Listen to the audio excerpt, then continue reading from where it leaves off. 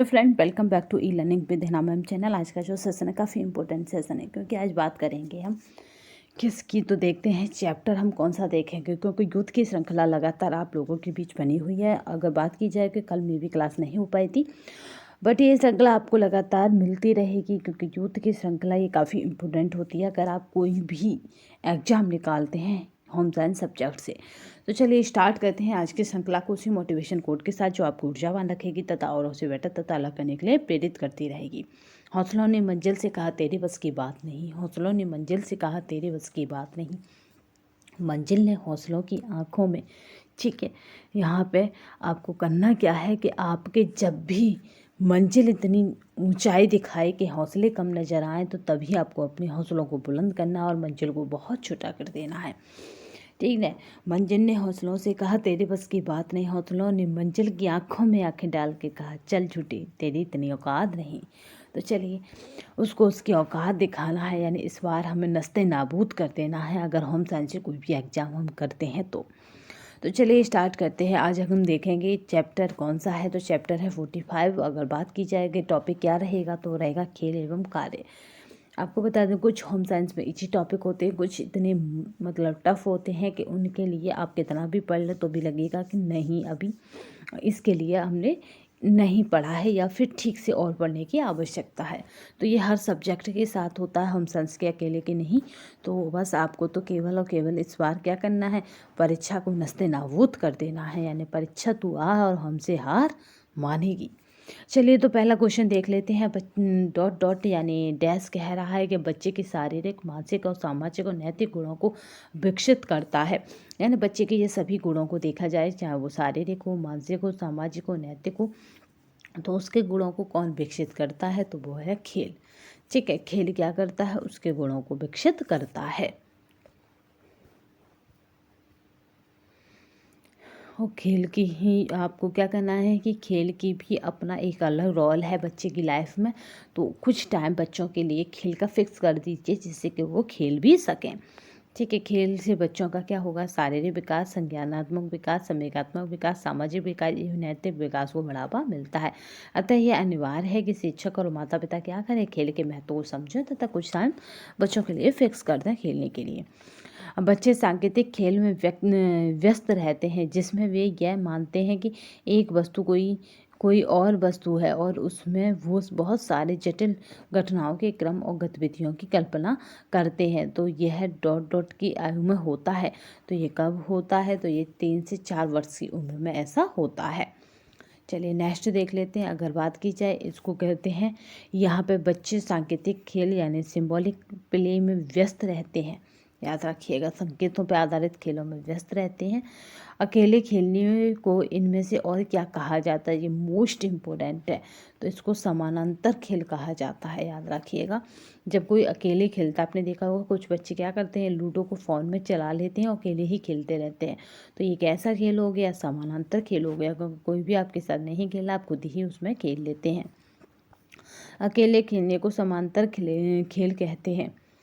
ठीक है, parallel play कहते हैं। याद रखेंगे, ये खेल जिसमें बच्चे एक दूसरे से स्वतंत्र होकर खेलते हैं और अलग अलग खेलते हैं, उन्हें खेलों में एक दूसरे की आवश्यकता नहीं पड़ती है, इसीलिए कहते हैं इसको स्वतंत्र खेल। निम्नलिखित में से कौन उस खेल शैली का वर्णन करता है जब एक बच्चा दूसरे बच्चे के आसपास होता है लेकिन अकेले खेलता है, दूसरों पर ध्यान नहीं देता। तो यानी अकेले खेलता है, दूसरों पर ध्यान नहीं देता, अकेला खेलता है तो भी एक ही बात है, अकेले खेलता है और दूसरों की तरफ ध्यान नहीं देता। देखिए इस क्वेश्चन की प्रवृत्ति क्या है, अकेले खेलने को उनमें इनमें से और क्या कहा जाता है। जब वो अकेला खेल रहा है तो भी समानांतर है, और जब वो किसी के साथ है बट उससे इंटरफेयर मतलब उससे कोई मतलब नहीं है, उसे अपने अकेले सेपरेट खेल रहा है, तो भी वो समानांतर खेल है, क्योंकि भीड़ में तो है बट खेल अकेले ही रहा है, तो वो कैसा हो गया, समानांतर खेल हो गया। ये समानांतर खेल उस खेल शैली का वर्णन करता है जब एक बच्चा दूसरे बच्चे के आस पास होता है लेकिन अकेले खेलता है और दूसरों पर ध्यान नहीं देता है। ठीक है, अब नेक्स्ट क्वेश्चन देखते हैं। खेल के उस प्रकार को क्या कहा जाता है जिसमें बच्चों को एक ही खेल खेलना होता है लेकिन एक दूसरे के साथ जुड़ना नहीं होता है। यानी एक ही खेल खेलेंगे पर एक दूसरे के साथ नहीं जुड़ेंगे, यानी अकेले खेलना, समन्वित खेल, साहचर्य खेल, और यहाँ पे है यहाँ पे बात की जाए तो वैतरतीब खेल। तो यहाँ पे जो राइट आंसर रहेगा वो क्या रहेगा, डी रहेगा। इसने क्या कहा है कि खेल के उस प्रकार को क्या कहा जाता है जिसमें बच्चों को एक ही खेल खेलना होता है। यानी बच्चे तो हैं बट कैसा खेल खेलेंगे, वो एक ही खेल खेलेंगे। जैसे हम कबड्डी खिला रहे हैं तो टोटल कबड्डी खेलेंगे, टोटल बच्चे खो खेलेंगे, चाहे मतलब क्या हो, उनकी संख्या कितनी भी क्यों ना हो, लेकिन एक दूसरे के साथ जुड़ना नहीं होता है। तो यहाँ पे एक दूसरे के साथ नहीं जुड़ते बट क्या करते हैं कि खेलते एक साथ हैं, यानी एक ही गेम खेलते हैं। जैसे सपोज सब लूडो खेल रहे हो तो सब लूडो खेल रहे हैं बट एक दूसरे के साथ नहीं जुड़ते हैं, तो इसको क्या कहते हैं, तो इसको कहते हैं बेतरतीब खेल। इसमें क्या होता है, तो बेतरतीब खेल वह खेल होता है जिसमें बच्चों को एक ही खेल खेलना है लेकिन एक दूसरे के साथ जुड़ना नहीं है। बालकों का वो खेल की एक स्वाभाविक, यानी यहाँ पर अगर बात की जाए तो यहाँ पे स्पॉन्टेनियस क्रिया है जो आत्म प्रेरित होती है और आनंददायक भी होती है। यह बालक के जीवन प्रसन्नता, चंचलता, उत्साह और स्फूर्ति और स्वतंत्रता के भाव को भी व्यक्त करती है या उत्पन्न करती है। नेक्स्ट देखते हैं, वह खेल क्या कहलाते हैं जिसमें संवेदी प्रेरक विकास शामिल होता है। संवेदी यानी सेंसियर मोटर, तो यहाँ पे कौन सा है, तो संवेदी खेल कहलाते हैं जिसमें संवेदी प्रेरक विकास शामिल होता है। खेल के किस चरण में बच्चे साझा करना और अपनी पारी खेलना जैसे सामाजिक कौशल सीखना शुरू कर देते हैं, तो वो है सामूहिक खेल। खेल के किस चरण में, तो वो हो जाता है सामूहिक खेल। सामूहिक खेल में बच्चे क्या करते हैं, अपनी पारी खेलना जैसे सामाजिक कौशल सीखना शुरू कर देते हैं। तो खेलों के सामूहिक खेल के चरण में ग्रुप प्लेइंग, बच्चे साझा करना और अपनी पारी खेलना जैसे सामाजिक कौशल शुरू कर देते हैं। बालकों के खेल एक स्वाभाविक, याद रखिएगा कैसी क्रिया है, स्वाभाविक है। ठीक है, एक स्वाभाविक यानी स्पॉन्टेनियस क्रिया है जो आत्म प्रेरित यानी सेल्फ मोटिवेटेड होती है और आनंददायक भी होती है। यह बालक के जीवन में प्रसन्नता, चंचलता, उत्साह, पूर्ति एवं प्रसन्नता के भाव उत्पन्न करता है। सामूहिक खेल वे खेल हैं जिनमें 3 व अधिक बालक होते हैं तथा बालकों के खेल में सामूहिकता और सहयोग दिखाई देता है। नेक्स्ट देखते हैं, खेल के पुनरावृत्ति के सिद्धांत के प्रवर्तक हैं, तो यहाँ पे स्टैनली हॉल, ये क्या है, ये पुनरावृत्ति के सिद्धांत के प्रवर्तक हैं।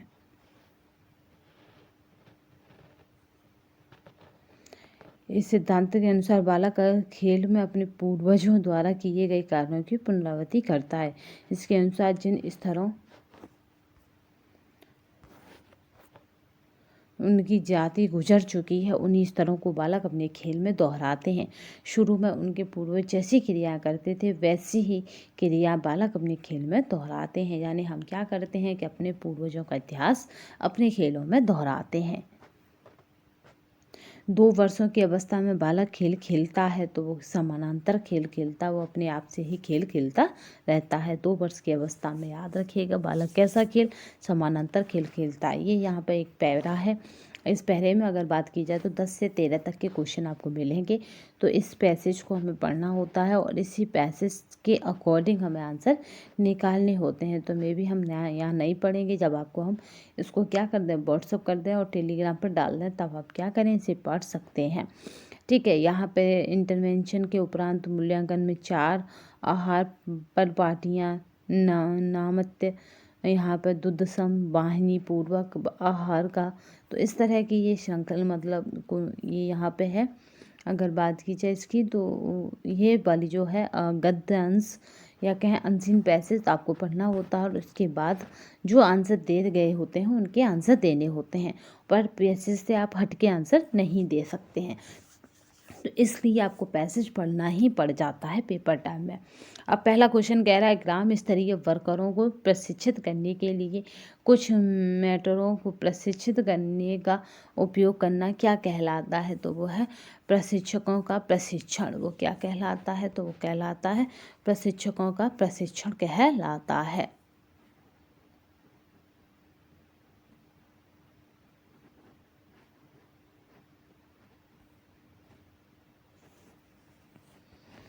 नेक्स्ट क्वेश्चन देखते हैं। यहाँ पे IYCF के संबंध में प्रमुख व्यवहारों के लिए बेसलाइन इंटरवेंशन पूर्व आंकड़ों का जानना क्यों महत्वपूर्ण होता है? तो यहाँ पे क्यों महत्वपूर्ण होता है? ज्ञान में हुई बढ़ोतरी व मापन करने के लिए क्यों महत्वपूर्ण होता है? ज्ञान में हुई बढ़ोतरी व मापन करने के लिए। दूसरा कह रहा है यहाँ पे, दूसरे ऑप्शन की अगर बात की जाए तो कौशलों में हुए परिवर्तनों का आकलन करने के लिए। और देन उसके बाद रहेगा स्तन्य आहार के प्रति मनोवृत्तियों में बदलाव का आकलन करने के लिए। तो यहाँ पे जो रहेंगे वो रहेंगे 1, 2 और 4। तो यहाँ पे जो राइट आंसर रहेगा वो रहेगा डी। ठीक है, राइट ऑप्शन जो रहेगा वो क्या रहेगा? तो वो रहेगा डी।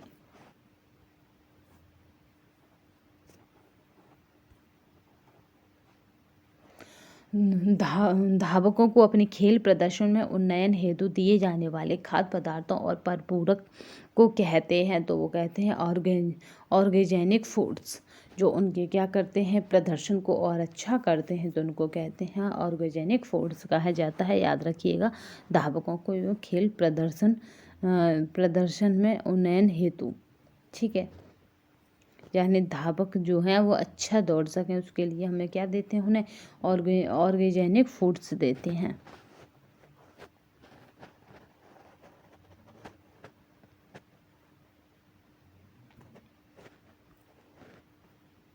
बच्चों में खेल के विकास के अनुवर्ती क्रम को लिखिए। तो बच्चे जो है अगर उनमें खेल का विकास हो रहा है तो उसके जो अनुवर्ती क्रम है उसकी अगर बात की जाए यहाँ पे तो वो क्या रहेगा? पहला देख लेते हैं। तो यहाँ पे पहला देख लेते हैं कि क्या रहेगा। तो पहला रहेगा एकल खेल। दूसरा जो रहेगा ऑप्शन वो क्या रहेगा? समानांतर खेल। और फिर रहेगा सहचारता का खेल। और सहचारता के बाद जो रहेगा वो क्या रहेगा? समूह खेल। और समूह खेल के बाद जो रहेगा वो रहेगा सहकारिता खेल। तो यहाँ पे जो आंसर बनेगा वो बनेगा डी।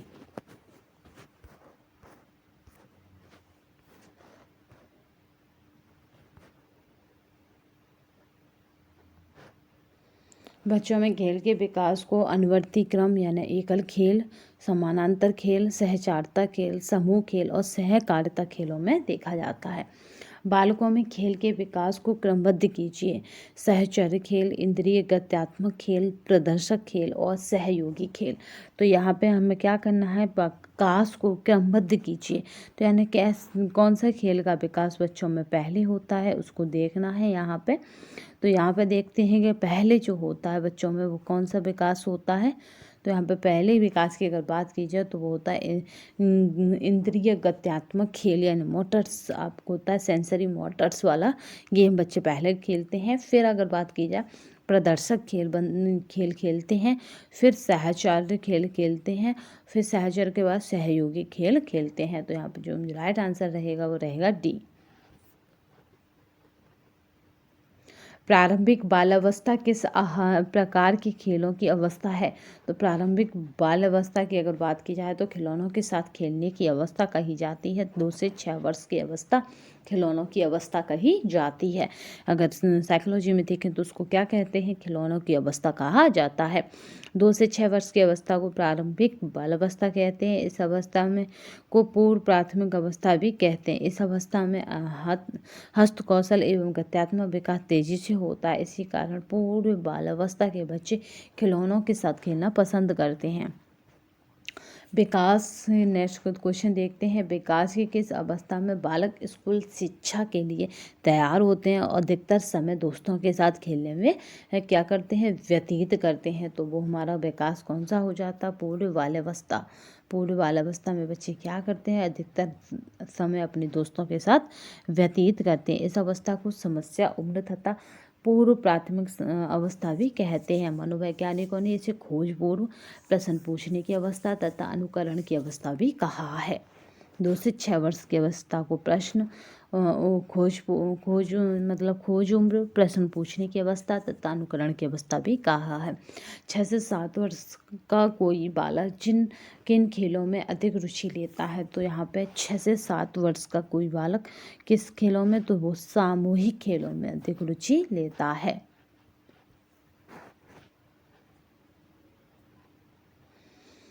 ठीक है। 6 से 7 वर्ष की आयु में बालक उत्तर बाल्यावस्था के विकास में प्रारंभिक चरण में होता है। इस अवस्था में बालकों में यहाँ पे ओडिपस और बालिकाओं में यहाँ पे इलेक्ट्रा ग्रंथि का विकास होता है। इसके कारण एक बालक अपने माता और बालिका अपने पिता की चाहती होती है। ठीक है, इसी ग्रंथि के कारण हो जाता है। इस अवस्था में बालक में सामूहिक प्रवृत्तियों का विकास होता है, जिसकी वजह से बालक सामूहिक खेलों या सामूहिकता में रुचि लेता है। सामूहिक खेलों में लेता है या फिर सामूहिकता में रुचि लेता है।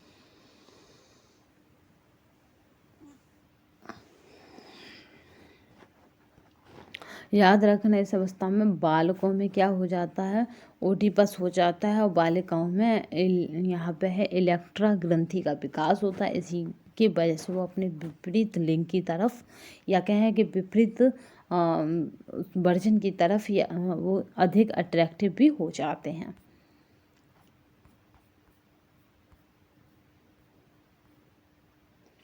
चलिए, 6 से 7 वर्ष की आयु में बालक मित्र बनाकर खेलता है तथा वह दूसरों से प्रेम की आशा करता है। अब भारत को भगवत गीता की आवश्यकता नहीं है, वह फुटबॉल के मैदान की आवश्यकता है। यह कथन किसका है, तो यह कथन है स्वामी विवेकानंद का। ठीक है, क्योंकि स्वामी विवेकानंद कैसे थे, कैसे थे, ये युवाओं के लिए सोचते थे। अब भारत को ये कथन किसका है, तो स्वामी विवेकानंद का है। किसमें सहयोग, त्याग, अनुकूलता तथा प्रतिस्पर्धा आदि सामाजिक गुणों को अर्जित किया जाता है, तो यहाँ पे बात की जाती है। तो खेल में क्या करते हैं, इन्हीं गुणों को अर्जित करते हैं। परिवार के बाद सामाजिकरण की दूसरी महत्वपूर्ण संस्था खेल समूह है। खेल में सहयोग, त्याग, अनुकूलता, प्रतिस्पर्धा असामाजिक गुणों को अर्जित किया जाता है, जो कि विकसित होकर जीवन भर काम आते हैं। खेल के मैदान की उपयोगिता से होता है, तो क्या होता है, उपयोग सभी होता है। शारीरिक विकास, सहकारिता की भावना का विकास, मनोरंजन होता है। यहाँ पे बालकों के लिए खेल एक स्वाभाविक क्रिया है जो आत्मप्रेरित होती है तथा आनंददायक भी होती है। खेल के मैदान का बालक के शारीरिक विकास, मानसिक विकास, सामाजिक विकास में महत्वपूर्ण स्थान है। खेल के द्वारा बच्चों में सहकारिता की भावना उत्पन्न होती है। नेक्स्ट देखते हैं, खेल के मैदान व पार्क हैं, तो ये कैसे हैं, सार्वजनिक सुविधाएं हैं जो क्या है, सभी को मिलनी चाहिए। खेल कूद के मैदान व पार्क हैं, तो सार्वजनिक सुविधाएं हैं। ठीक है, सार्वजनिक का मतलब होता है वो सभी के लिए हैं। खेल क्या है, वह क्रिया जिसका कोई विशिष्ट उद्देश्य नहीं होता, वह क्रिया जो आनंदप्रद है, वह क्रिया जो समयबद्ध हो, यह आवश्यक नहीं है। उपयोग सभी, तो क्या है कि खेल क्या है, तो उपयोग सभी हैं। तो यहाँ पे राइट आंसर क्या हो जाएगा, डी हो जाएगा। तो आज की श्रृंखला में बस इतना ही। नेक्स्ट सेशन में फिर मिलेंगे, तब तक के लिए धन्यवाद। वंदे मातरम, जय हिंद। ठीक है, ये PDF आपको हमारे टेलीग्राम तथा व्हाट्सएप पर मिल जाएगी, और उसकी लिंक जो टेलीग्राम तथा व्हाट्सएप है उसकी लिंक क्या है, आपको उसकी लिंक क्या है, डिस्क्रिप्शन बॉक्स में मिल जाएगी। तो आज के लिए बस इतना ही। नेक्स्ट सेशन फिर मिलेंगे, तब तक के लिए धन्यवाद। वंदे मातरम, जय हिंद।